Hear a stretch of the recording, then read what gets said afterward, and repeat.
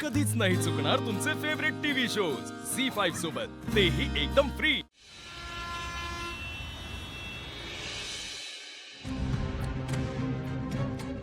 Rocky मगाशी फोनवर काहीच का बोलला नाही। नेहमी तो एवढा उत्साहात असतो, पण आज एकदम शांत होता। मी एवढं बोलले तरी मध्ये काहीच बोलला नाही। काय झालं असेल? वाग, काय करतेस? नाही काय नाही ते। काय नाही कसं? लक्ष नाहीये तुझं? काय विचार करत होतीस? म्हणजे आता एवढं सगळं झालं त्याच विचारात आहे। अगं म्हणजे झालं ते चांगलंच झालं की।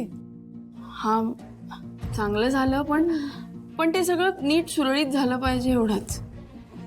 खरंय तुझं। आता ना काही संकट नको येऊन दे परत। सगळं छान आणि सुरळीत होऊन दे। आणि शिवा, तुझ्या प्रेमाने ताईची काळजी घेत होतीस ना, ते बघून मला तुझा खूप अभिमान वाटला। जसं की तू माझीच मुलगी आहेस। मग आहेच की। असं वाटतं ना आता सगळं तुझ्यावर सोपवून मी निश्चिंत होऊ शकते। बघ ना, संपदालाही तुझा लळा लागलाय।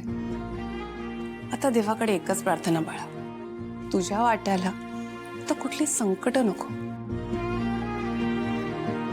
काकू तू नको काळजी करू, सगळं नीट होईल। आता या घरावर मी कोणतीच संकट येऊ देणार नाही। आणि तू घरात असताना आम्हाला कुठल्याही संकटांना घाबरण्याची गरजच नाहीये, हो ना? बरं, चल कामाला लागूया।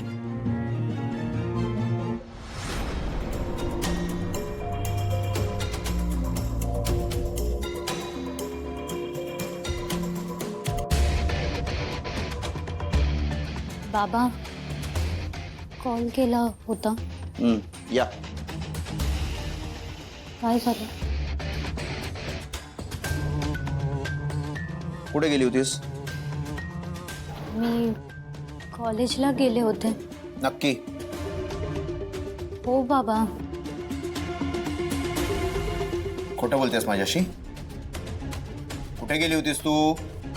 नाही बाबा, मी का खोटं बोलू?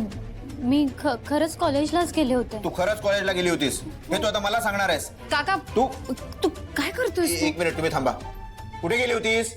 काही मी कॉलेजला गेले। हो काका, एक मिनिट। संपदा, तू जा तुझ्या रूम मध्ये जा आणि फ्रेश हो। आत्ताच आली आहेस ना कॉलेजवरून, जा जा। काका काय करतोयस तू? काय करत होतास म्हणजे? तिच्याशी बोलायला नको? हो पण तूच म्हणाला होतास ना की आत्ता हा विषय इथे थांबूयात म्हणून। ते शिवाशी बोलायची गरज नाही असं म्हटलं होतं मी। हिच्याशी बोलायलाच हवं। काका, पण तिच्यावर असा आवाज चढवून ती काही खरं सांगणार आहे का?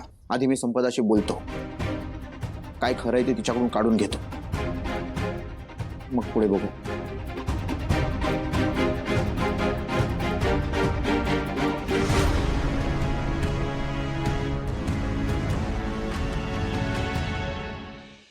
झी5 ॲप डाउनलोड करा आणि पहा सर्व एपिसोड्स एकदम फ्री।